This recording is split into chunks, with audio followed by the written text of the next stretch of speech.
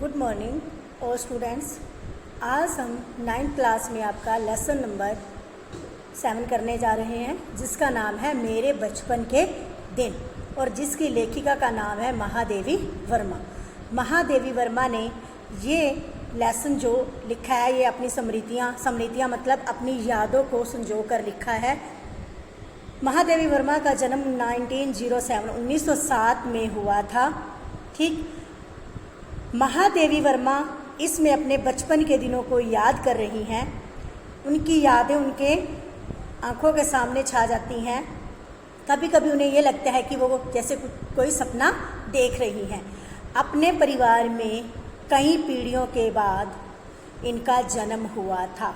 इनकी पीढ़ी में 200 वर्ष तक कोई लड़की का जन्म नहीं हुआ था। 200 वर्षों के बाद महादेवी वर्मा का जन्म हुआ था, इसलिए ये घर में बहुत ज़्यादा लाडली थी। इनके बाबा यानी कि जो इनके दादा थे वो दुर्गा पूजा करते थे। उन्हें उर्दू और फारसी भाषा का बहुत ज्ञान था। जो इनके पिताजी थे वो अंग्रेजी जानते थे। हिंदी का माहौल इनके घर में नहीं था, लेकिन जो इनकी माताजी थी वो हिंदी में बहुत निपुण थी। उन्होंने महादेवी वर्मा को हिंदी में पंचतंत्र पढ़ना सिखाया। लेकिन जो इनके बाबा यानी कि जो इनके दादाजी थे वो सोचते थे कि ये उर्दू और फारसी दोनों सीखे, इसलिए वो एक मौलवी को घर बुलाते हैं। लेकिन मौलवी घर में देखकर वो चारपाई के नीचे छिप जाती थी, कभी मौलवी के सामने ही नहीं आती थी। लेकिन उनके बाबा चाहते थे कि ये एक विदुषी यानी कि बहुत बड़ी विद्वान बने। उसके बाद इनका जो दाखिला है एक मिशन स्कूल में करवा दिया गया, लेकिन वहाँ का माहौल सही नहीं था, इनका मन वहाँ नहीं लगा।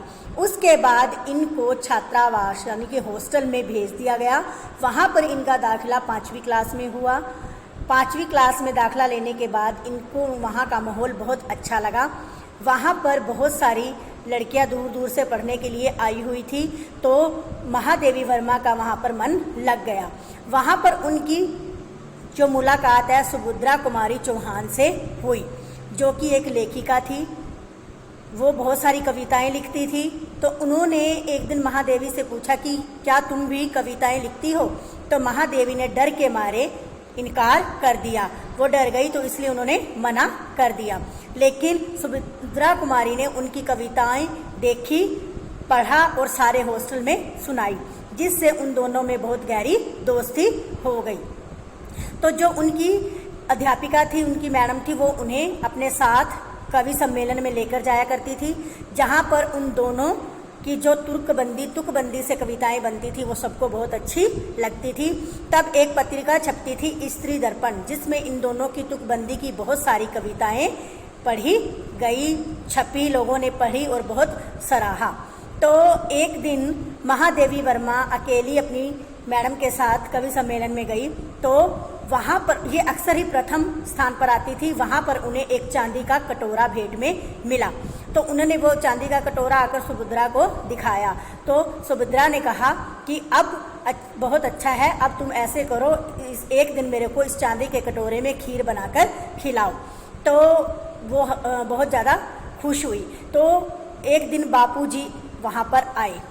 बापूजी अक्सर वहाँ आते रहते थे, तो सभी अपने पैसों में से एक दो आने जमा कर देश के लिए बापूजी को देते थे। तो सुभद्रा कुमारी तो वहाँ नहीं थी, लेकिन महादेवी वर्मा ने बापू को कहा कि मुझे प्रथम पुरस्कार में चांदी का कटोरा मिला है, मेरी कविता सबको बहुत अच्छी लगी। तो बापू ने कहा लाकर दिखाओ। तो उन्होंने लाकर दिखाया तो वो हंसने लगे कि ये मुझे दे दो। तो महादेवी वर्मा उस कटोरे को वहीं छोड़कर आ जाती हैं और आकर सुभद्रा को बताती हैं। सुभद्रा कहती है अच्छा है, और ले जाओ अपना कटोरा। तो लेकिन महादेवी वर्मा मन ही मन बहुत खुश हो रही थी कि मेरा कटोरा मैंने बापूजी को दिया। कुछ दिन के बाद सुभद्रा कुमारी छात्रावास को छोड़कर चली गई। उसकी जगह एक मराठी लड़की ने ली।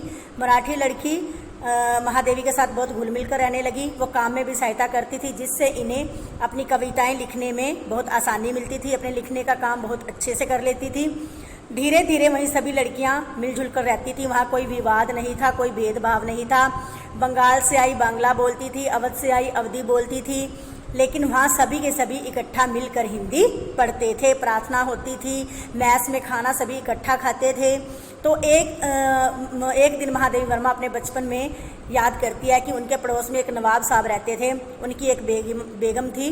तो वो बेगम को बेगम साहिबा कहते थे, लेकिन वो कहती थी मुझे ताई साहब बोला करो। तो महादेवी वर्मा उनको ताई साहिबा बोलती थी। उनके बहुत ज़्यादा निकट संबंध थे उनके साथ।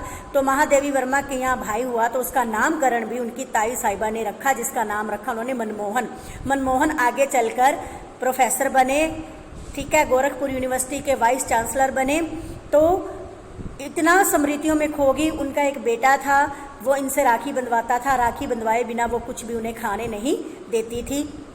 तो महादेवी वर्मा सोच रही है कि ऐसे लग रहा है जैसे वो कोई सपना देख रहे हैं। अगर भारत का यही सपना उनका पूरा होता तो आज भारत का जो नक्शा है वो कुछ और ही होता। भारत की जो बात है, भारत की जो कथा है वो कुछ और ही होती अगर आपस में सबके साथ हमारे संबंध ऐसे होते। तो ये बेटा आपका लेसन है, इसके क्वेश्चन आंसर भेज रहे हैं, आपने अच्छी तरह उनको राइट और लर्न करना है। धन्यवाद।